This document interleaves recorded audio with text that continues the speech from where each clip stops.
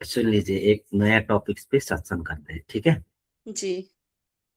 ये ब्रह्मांड और मनुष्य की चेतना, जो ब्रह्मांड के अंदर ही पड़ता है, मनुष्य की जो चेतना है, हमारी ये चेतना के अंदर ब्रह्मांड आती है, ठीक है। जी। तो ये चेतना, ये ब्रह्मांड के साथ कैसे एक लय, एक बद्धता होती है, और यहाँ पे हमारे कर्म और फल कैसे मिल जाती है। जैसे पाप और पुण्य, एक किया तो वो हुआ, एक किया तो ये हुआ, ये भी साथ साथ मिलते जाना। और ब्रह्मांड की प्रवाह भी कैसे मैच होती है, अगर इसको समझो तो ऐसा अहंकार नहीं आ जाता, ठीक है। इसको बात को पकड़ो। अब ऐसा कुछ नहीं, ब्रह्मांड ने तय किया है कि डिस्टोर इस तरह ही होगा करके, है ना। अब मनुष्य की चेतना इतना मन बुद्धि में रहकर चल पल करके उसने इतना बीज डाला कि वो बीज का फल ही इतना डिस्टॉर्ट स्वरूप है। ये बात समझ में आए कि नहीं। अगर मनुष्य की चेतना में, उस मन बुद्धि में अगर उस तरह की आ जाती पहले, तो उस तरह की बीज नहीं डलती, तो प्रकृति स्वरूप फिर प्रभा ब्रह्म की तरह चल सकता था। लेकिन यहाँ क्या हुआ, उस मन बुद्धि में रहकर बिना पता चले हर एक मनुष्य की शरीर से वो बीज डालते जा रहा है, बीज डालते जा रहा है, बीज डालते जा रहा है। और वही चेतना ब्रह्मांड में, वायुमंडल में मरती है, और उसी चेतना के आधार पर वो आगे आगे आगे चलती है।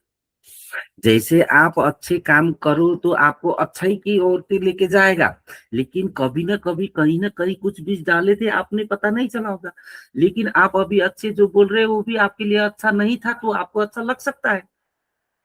अब यह बहुत सारे पहलुआं हैं, क्योंकि आपको जो अच्छा लगता है वो सामने को बुरा लगता है, एक तरफी अच्छा एक तरफी बुरा, तभी ये बैलेंस बन जाता है।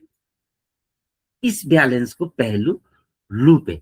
यही लूप के आधार पर अब बुरा बुरा बनाते बनाते अब एक को तो इतना बुरा बनाना पड़ा कि मनुष्य की चेतना उतने बुरे लेवल में पहुंच चुका है, मन बुद्धि। तो फिर रावण को इतना बुरा बनाया, है ना। अब आगे वो जी। कौरवों को बनाया, बुरा बनाया, कंस को बुरा बनाया। तो बुरा भी उसी तरीका से उस एरा में, उस युग में मनुष्य की चेतना जिस लेवल तक पहुंची है, अब उस लेवल तक ब्रह्मांड नहीं चाहता था ब्रह्म पुराण है। अब क्या हुआ, मनुष्य की चेतना खुद लेके गया है ना, अब वहां जी। जाना ही पड़ेगा। इस तरीका से हुआ है।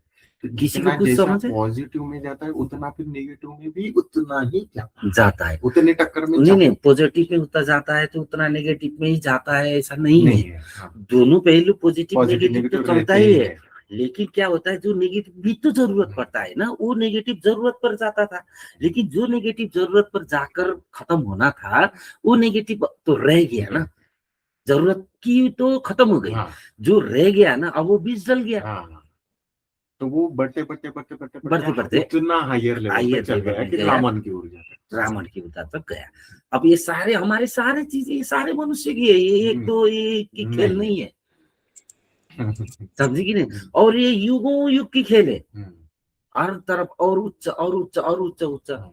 इसीलिए तो द्वापर त्रेता कलयुग बोलते हैं ना, युग युग में परिवर्तन होते जाते हैं, है ना। इस तरह पर हुआ है, उस तरीके से ये सत्संग समझ में आया। अब यहाँ पे पाप पुण्य कर्म फल और ब्रह्म की प्रवाह, हर चीज इसके अंदर है, अगर ये बात समझ पाए तो।